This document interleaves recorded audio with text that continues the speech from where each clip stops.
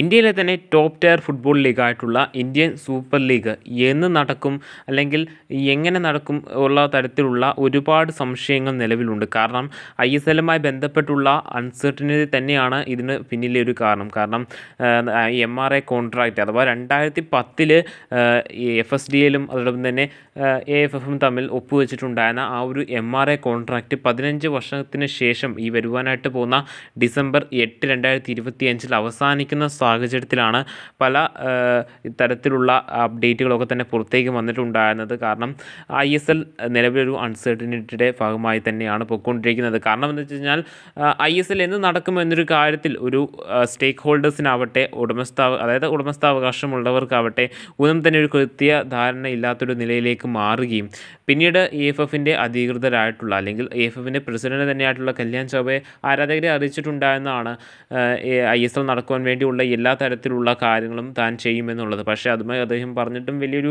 ഇമ്പാക്റ്റോ കാര്യങ്ങളോ ഒന്നും തന്നെ പുറത്തേക്ക് വന്നിട്ടുണ്ടായിരുന്നില്ല.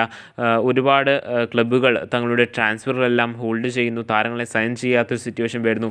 ഇതിനേറെ ക്ലബ്ബുകൾ ഒരുമിച്ച് തന്നെ ഏകദേശം 8ഓളം ISL ക്ലബ്ബുകൾ AFFിന് കത്ത് നൽകുന്നു ഈ ഒരു പ്രശ്നം സോർട്ട് ഔട്ട് ചെയ്യാൻ വേണ്ടി. അങ്ങനെ ഒരുപാട് തരത്തിലുള്ള കാര്യങ്ങളൊക്കെ തന്നെ ഈ ഒരു MRA contract, mutual rights agreement എന്ന് പറയുന്ന ഈ ഒരു 15 വർഷം നീണ്ടുനിന്ന ഈ ഒരു കോൺട്രാക്റ്റിൻ്റെ പേരിൽ പുറത്തേക്ക് വന്നിട്ടുണ്ടായിരുന്നു. സോ ഓരോ തവണയും ഈ ഒരു കോൺട്രാക്റ്റ് പുതുക്കാത്തതിന് പിന്നിൽ ഇരുപക്ഷക്കാരും, അതായത് AFF മുൻപോട്ട് വെക്കുന്ന പ്രപ്പോസൽ FSDL തള്ളുകയും FSDL മുൻപോട്ട് വെക്കുന്ന പ്രപ്പോസൽ AFF തള്ളുന്ന ഒരു സിറ്റുവേഷനിലൂടെ തന്നെയാണ് പോയിക്കൊണ്ടിരിക്കുന്നത്. സോ ഈ ഒരു സാഹചര്യമൊക്കെ നമ്മൾ ഒരുപാട് കണ്ടതാണ്.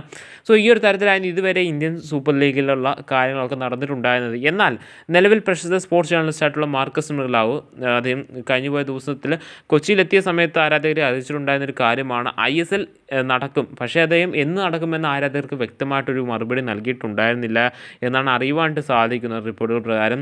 അതിനെല്ലാം പുറമെ ISL നടക്കുവാനായിട്ട് സാധ്യത സാധാരണ നടക്കുന്ന തരത്തിലുള്ള നവംബർ, അതായത് ISL നടക്കുന്ന ഏറ്റവും ഒരു നീണ്ട മാസം എന്ന് പറയുന്നത് നവംബറാണ്. അതായത് ഏറ്റവും വൈകി ഒരു സീസൺ സ്റ്റാർട്ട് ചെയ്യുന്നുണ്ടെങ്കിൽ അത് നവംബർ മാസത്തിലാണ്, അല്ലെങ്കിൽ ഒക്ടോബർ, സെപ്റ്റംബർ തുടങ്ങിയ മാസത്തിൽ, സെപ്റ്റംബർ, ഒക്ടോബർ, നവംബർ മാസത്തിലാണ് ISL പൊതുവെ സ്റ്റാർട്ട് ചെയ്യുന്നത്. സോ ഈ ഒരു 3 മാസത്തിൽ സാധാരണയായിട്ട് ഏറ്റവും അവസാനം സ്റ്റാർട്ട് ചെയ്യുന്ന, അല്ലെങ്കിൽ ഏറ്റവും താമസിച്ച് തുടങ്ങുന്ന സീസൺ എന്ന് പറയുന്നത് നവംബർ മാസത്തിൽ സാധാരണയായി തുടങ്ങുന്ന സീസണുകളാണ്.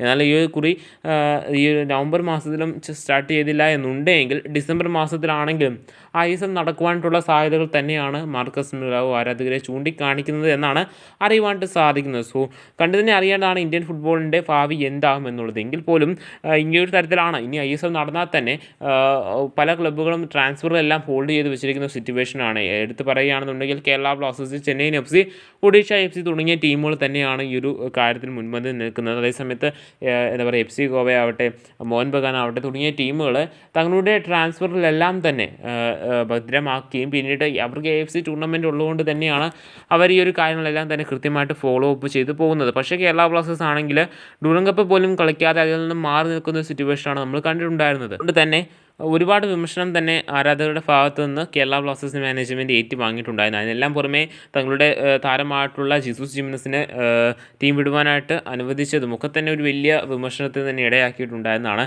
സോ ഇതുപോലെ ഇനി ISL സീസൺ നടക്കുകയാണെന്നുണ്ടെങ്കിൽ കുറേ ടീമുകൾ ഇതുവരെ ട്രാൻസ്ഫറുകളൊന്നും തന്നെ നടത്താത്ത സിറ്റുവേഷനാണ്. സോ ഇങ്ങനെ പോവുകയാണെന്നുണ്ടെങ്കിൽ ഈ ഒരു സീസൺ തുടങ്ങുന്നതിന് മുമ്പ് തന്നെ ഒരു വലിയ ഫ്ലോപ്പായിട്ട് മാറുവാനായിട്ടുള്ള സാധ്യത നമുക്ക് പല ടീമിലും കാണുവാനായിട്ട് സാധിക്കുന്നുണ്ട്.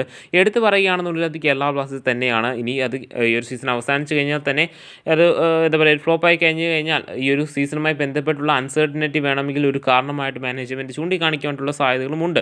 സോ അങ്ങനെ ഒരുപാട് പ്രശ്നങ്ങൾ തന്നെയാണ് നിലവിൽ ISLുമായി ബന്ധപ്പെട്ടുള്ളത്. കേരള ബ്ലാസ്റ്റേഴ്സിനെ സംബന്ധിച്ചും ഒരു ട്രോഫി നേടുക എന്ന് പറയുന്നത് കേരള ബ്ലാസ്റ്റേഴ്സിൻ്റെ ആവശ്യകത തന്നെയാണ്. കാരണം നിലവിൽ ഇതുവരെ ISL ഒരു ട്രോഫി പോലും ഇല്ലാത്ത ഏക ടീം കേരള ബ്ലാസ്റ്റേഴ്സാണ്. സോ കേരള ബ്ലാസ്റ്റേഴ്സ് ഒരു ടൂർണമെൻറ്റെങ്കിൽ അധികം കളിക്കാൻ സാധിക്കുമെങ്കിൽ അതിൽ പാർട്ടിസിപ്പേറ്റ് ചെയ്യുന്നതായിരിക്കും ഏറ്റവും നല്ലത് കേരള ബ്ലാസ്റ്റേഴ്സിനെ സംബന്ധിച്ചിടത്തോളം. പക്ഷേ ഒരു ടീമിനെ സംബന്ധിച്ചിടത്തോളം ഫിനാൻഷ്യലി ഒരുപാട് സ്ട്രഗിളുകൾ നേരിടുന്ന ഒരു ടൈം പീരീഡ് തന്നെയാണ് ISLുമായി ബന്ധപ്പെട്ട്. ഇനി താരങ്ങളെ എത്തിച്ചു കഴിഞ്ഞാൽ തന്നെ ISL നടന്നില്ല എന്നുണ്ടെങ്കിൽ കേരള ബ്ലാസ്റ്റേഴ്സിനും ഒരുപാട് ഫിനാൻഷ്യൽ ഡ്രോബാക്സ് ഉണ്ടാവേണ്ട സാധ്യതയാണ്. സോ രണ്ട് പക്ഷക്കാരെയും കുറ്റം പറ്റാത്തൊരു സാഹചര്യത്തിലൂടെയാണ് ആരാധകർ നിൽക്കുന്നത്.